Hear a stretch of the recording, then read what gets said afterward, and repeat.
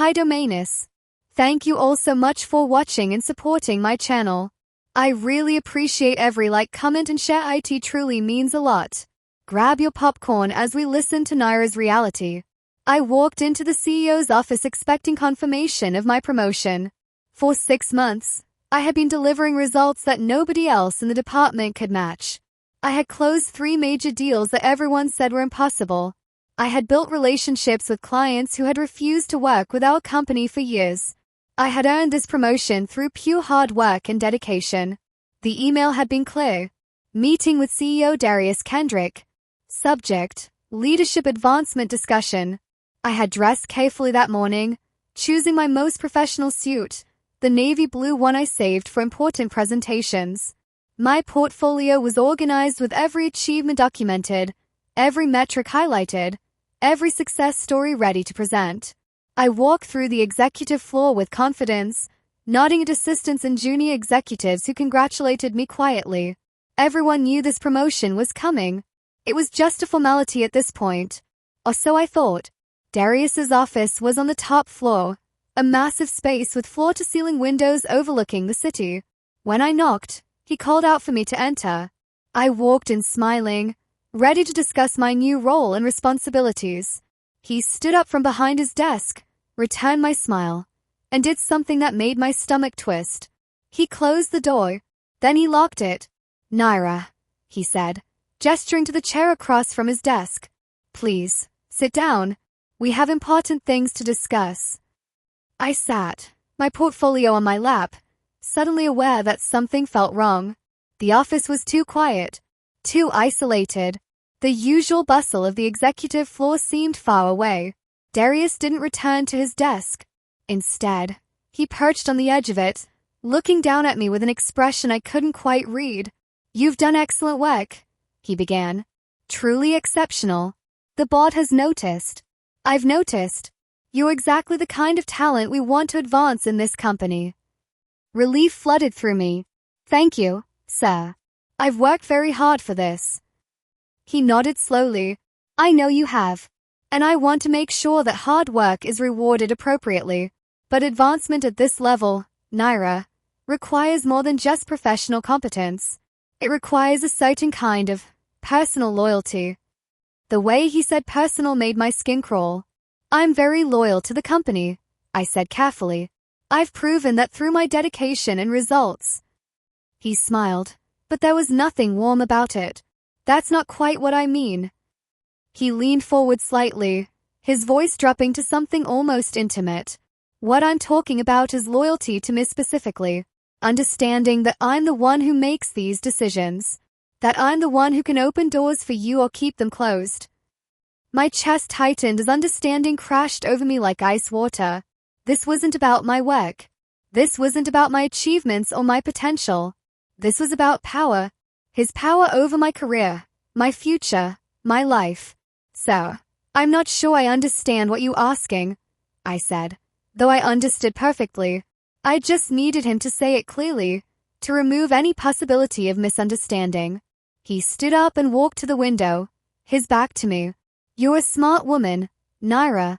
One of the smartest people in this company. So let's not play games. Your promotion depends on how willing you are to show me personal loyalty. How willing you are to make me a priority in ways that go beyond professional obligations." There it was, clear and unmistakable. Not a suggestion, not a hint, a demand. "If you want to advance here," he continued, still looking out the window, "you need to understand that certain arrangements are expected at the executive level. Arrangements that benefit both parties. I help your career. You help me in more personal ways. It's how things work at this level." I sat frozen, my hands gripping my portfolio so tight my knuckles went white. This was sexual coercion, quid pro quo harassment, a crime disguised as a business proposition. And if I'm not interested in that kind of arrangement? I asked, my voice barely steady. He turned to face me, his expression hardening. "Then I'm afraid your career trajectory here will plateau very quickly. The promotion will go to someone who understands how things work. Someone more flexible." I stood up slowly, my legs shaking. I need time to think about this. He smiled again, confident and predatory. Take all the time you need. But understand that my patience has limits, and positions at this level don't stay open forever. I left his office knowing my career had just turned into a battlefield. My name is Nyra Ellowen. I am 32 years old and a senior project lead at Helix Dominion Corp., one of the largest technology consulting firms in the region. I had been with the company for 5 years, working my way up from junior analyst to team lead to senior project manager. Every step had been earned through late nights, impossible deadlines, and results that exceeded expectations. The promotion I had been expecting would have made me the youngest director of strategic partnerships in company history. It came with a substantial salary increase, a larger team, and access to the executive leadership track. It was everything I had worked towards since starting my career, and now it was being held hostage by a man who thought his position gave him the right to my body. I went home that night and barely slept. I kept replaying the conversation, analyzing every word, trying to find some other interpretation. But there wasn't one. Darius had been crystal clear. Sleep with him, I'll lose everything. The next morning, I forced myself to think strategically instead of emotionally. I remembered how many times Darius had praised my work publicly. At company meetings, he would highlight my projects as examples of excellence. At client presentations, he would introduce me as one of the company's rising stars. He had built me up in front of everyone, positioned me as the obvious choice for advancement. And now he was using that same position to manipulate me in private. I started looking back at our interactions over the past year with new eyes. The pattern had been there all along. I just hadn't recognized it for what it was. The late-night messages asking about project updates when email would have been sufficient. The closed-door meetings where he insisted on reviewing my work personally instead of going through normal channels. The way he singled me out for praise while my equally qualified male colleagues were barely acknowledged. The invitations to business dinners that somehow ended up being just the two of us. The comments about my appearance disguised as professional feedback. You should wear that blue dress to the client meeting. It makes you look more approachable. Your new hairstyle is very professional. It suits you. Small things that seemed harmless individually, but together, they formed a clear pattern of grooming, building familiarity, testing boundaries. This wasn't sudden. It was calculated. A long game played by someone who had done this before. That night, I pulled up the company employee handbook and read through the harassment policy. It looked good on paper. Clear definitions, multiple reporting channels, promises of thorough investigation and protection for complainants. But I also remembered conversations with other employees. Whispered warnings about HR being more interested in protecting the company than protecting employees. Stories of complaints that disappeared. Careers that mysteriously stalled after someone reported inappropriate behavior. I decided that silence would be my weapon. Not the silence Darius expected, the silence of fear and submission, but strategic silence. Gathering evidence. Building a case so strong that not even his position could protect him. I went back to work the next day and acted exactly as he expected. Uncertain, polite, hesitant. When he asked me to lunch, I made excuses but kept them vague. I need more time to consider everything we discussed. When he sent messages asking about my decision, I responded with carefully neutral replies, still thinking about the best path forward. I let him believe his tactics were working, that fear had achieved what he wanted, and his confidence grew. He started being less careful, more explicit. 1 week after our initial conversation, he sent me an email that made my hands shake. Not from fear this time, but from grim satisfaction. Nyra, I think we both know where this is heading. Your promotion announcement is scheduled for next month. I need confirmation of your commitment to our arrangement before I can move forward with the paperwork. Let me know when you're ready to discuss the details privately. Carefully worded, professional language wrapped around an absolutely clear demand, but it was in writing. Digital evidence with timestamps and metadata. I saved it in 3 places. My personal email, a cloud storage account he couldn't access, a USB drive I kept in my apartment. Then I started recording every interaction. 3 days later, A colleague named Teslin approached me quietly during lunch. She was a senior analyst who had been with the company for 7 years. We weren't close friends, but we had always been cordial. "Can we talk somewhere private?" she asked, her voice low and urgent. We went to a coffee shop 2 blocks from the office. Teslin looked nervous, her hands wrapped around her cup like she was trying to warm herself despite the summer heat.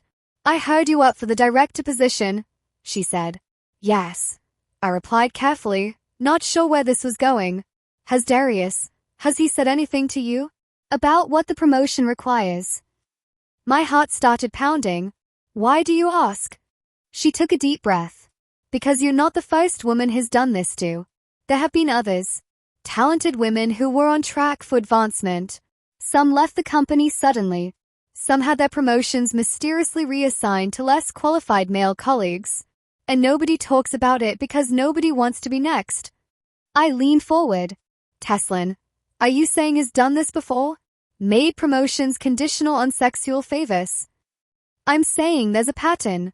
And I'm saying you need to be careful. Very careful. Because he's protected. The board loves him. HR works for him. And anyone who challenges him ends up destroyed professionally." Teslin gave me a name. Morphin Thrace. A former executive who had left Helix Dominion 2 years ago after being considered for a VP position. "She might talk to you," Teslin said. "But she made the company sign an NDA as part of her severance. So she can't say much." I found Morphin through LinkedIn and sent her a carefully worded message. "Former colleague. Hoping to discuss career advancement strategies at Helix Dominion. Would value your insight." She responded 3 days later with a phone number and a time to call. When I called, her voice was guarded. "Who recommended you contact me?" "Teslin. She thought you might be able to offer perspective on executive leadership dynamics at the company." There was a long pause. "I can't talk about specifics. I signed papers."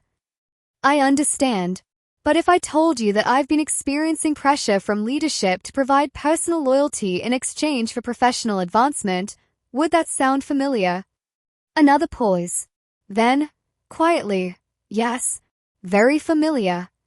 We talked for 2 hours. Morphin couldn't give me details about her own experience because of the NDA, but she could speak generally about patterns she had observed, and those patterns matched my experience exactly. The isolation, the careful grooming, the escalation from suggestions to demands, the threats disguised as career advice. "Do you have evidence?" Morphin asked. "Yes. Messages, emails, recorded conversations." "Then you have something I didn't have. And if there are others willing to come forward, you might actually have a chance. But Nyra, understand this. He will fight. And he will use every resource the company has to destroy your credibility. Are you ready for that?" I thought about it. Really thought about it. "Yes," I said. "I'm ready." I went back to Darius and hinted that I was considering his offer. Not agreeing, but considering. It bought me time and made him careless. His messages escalated, became more explicit, more demanding. "We should discuss arrangements this weekend. My place or a hotel if you prefer discretion." "I've been patient, Nyra, but patience has limits. I need an answer soon." Each message was carefully saved, time-stamped, backed up in multiple locations. Meanwhile, I started reaching out to other women in the company, carefully, quietly, using Teslin as an intermediary. We found 3 others who had experienced similar pressure, not all from Darius directly, but from the culture he had created, a culture where advancement required more than competence, where women were expected to provide favors that men never had to consider. 2 weeks after my initial meeting with Darius, the company announced a promotion review meeting, standard procedure where senior leadership reviewed all pending advancement decisions. Darius seemed pleased when the announcement went out. He probably thought it was just another step in the process he controlled. What he didn't know was that I had requested my case be reviewed formally, and I had done it through channels he didn't monitor. The meeting was scheduled for a Friday afternoon. I arrived early and took a seat at the long conference table. Other candidates for various promotions were there, looking nervous and excited. Darius walked in looking confident and relaxed. He nodded at me with a small smile, probably thinking this was just a formality before I submitted to his demands. The meeting started normally. Department heads presented cases for their recommended promotions. Metrics were reviewed, achievements highlighted. Then something unexpected happened. The head of HR, a woman named Callista, stood up. Before we proceed with final decisions, I need to address a formal complaint that was submitted through our confidential ethics hotline. Darius's smile faltered slightly. What kind of complaint? Sexual harassment and coercion. Multiple complainants. Allegations of quid pro quo advancement demands. The room went silent. Darius's face went pale, then red. This is inappropriate to bring up in a promotion review meeting. Callista's expression was ice cold. Actually, it's very appropriate since the complaints directly relate to promotion decisions. And company policy requires immediate investigation of harassment allegations involving executive leadership. Screens around the room lit up. Timelines appeared showing patterns of behavior.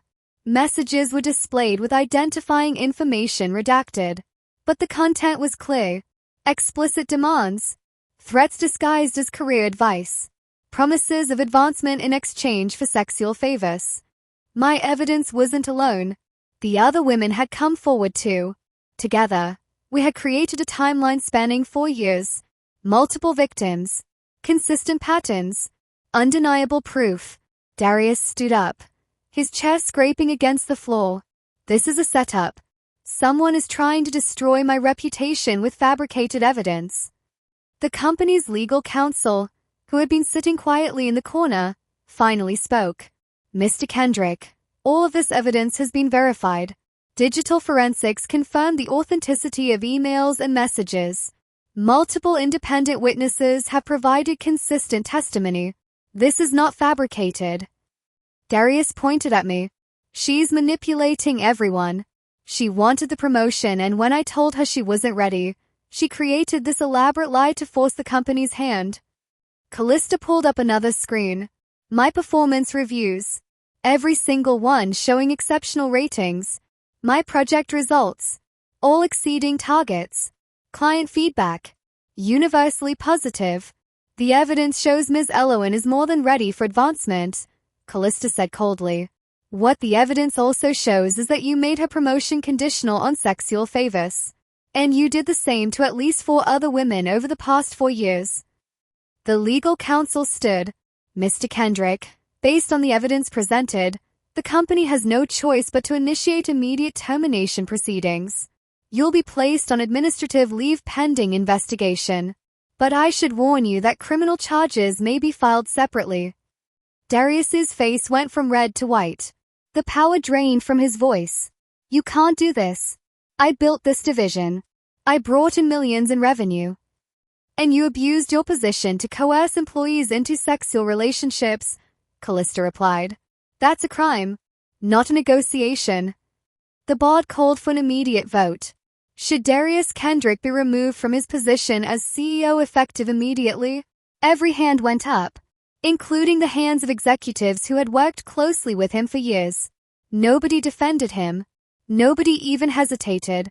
Security was cold. 2 officers arrived within minutes. Darius was escorted out of the conference room, out of the executive floor, out of the building he had ruled for 6 years. Employees stopped work to watch. Some looked shocked. Others looked grimly satisfied, like they had been waiting for this moment. He tried to maintain dignity, walking with his head up, but his hands were shaking. The man who had threatened my career, who had made me feel powerless and afraid, now looked small and defeated. The next Monday, the media got involved. Someone leaked the story to a business reporter who specialized in corporate misconduct. Headlines appeared across industry publications. Tech CEO removed after sexual harassment investigation. Multiple women allege quid pro quo promotion demands at Helix Dominion. The company's PR team went into crisis mode, but instead of covering it up, the new interim CEO made a surprising decision. Full transparency. A public statement acknowledging the misconduct and detailing the steps being taken to prevent it from happening again. Internal investigations widened. Every promotion decision Darius had made in the past 5 years was reviewed. More women came forward, not as victims but as witnesses to the culture he had created. Settlement offers went out to those who had left the company under suspicious circumstances. Financial compensation for careers damaged by his abuse of power. Darius's reputation collapsed faster than his career had ever risen. Industry groups removed him from leadership positions. Speaking invitations were cancelled. Board seats at other companies quietly eliminated. The man who had seemed untouchable discovered that power built on coercion crumbles the moment people stop being afraid. Meanwhile, my promotion decision remained in limbo. 2 weeks after Darius's removal, I was called to a meeting with the board. I walked in expecting more questions, more investigations, more hurdles. Instead, the chairman stood and did something I never expected. He apologized. Ms. Ellowen, on behalf of this company, I want to apologize for what you endured, for the system that failed to protect you, for the culture that allowed this behavior to continue unchecked. You deserve better from us. Then he handed me a formal letter. You are hereby promoted to Director of Strategic Partnerships, effective immediately. No conditions. No shadows. This promotion is based solely on your exceptional performance and demonstrated leadership. And we're implementing new policies to ensure no one ever faces what you faced again. I was promoted publicly at an all-hands company meeting.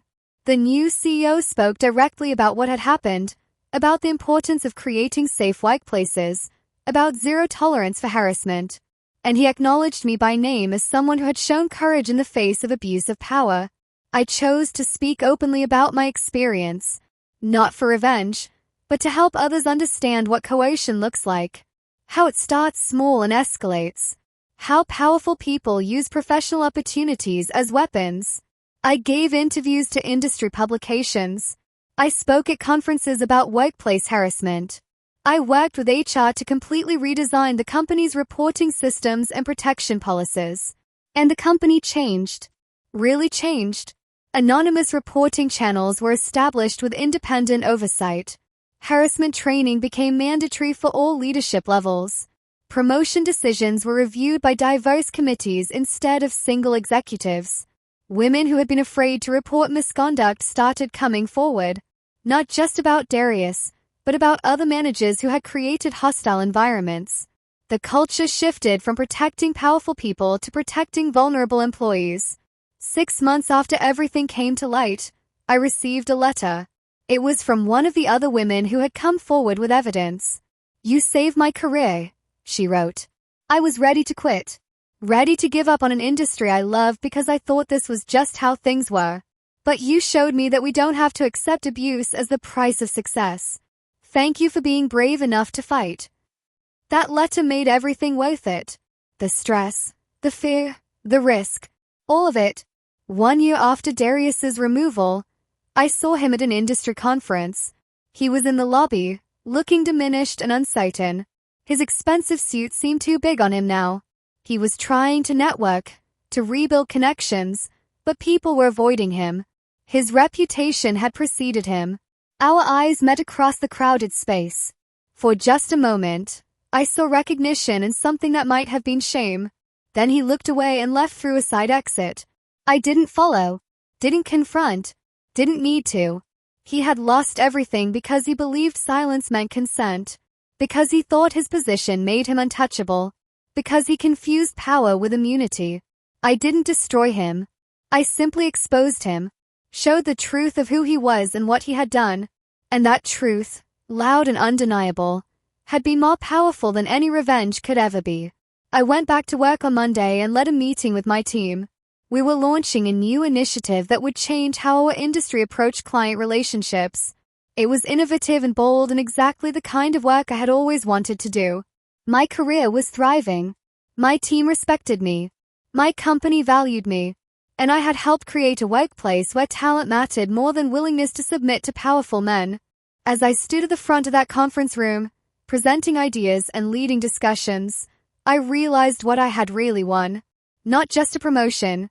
Not just justice, but the right to exist in my career without fear, the right to advance based on merit, The right to say no without losing everything.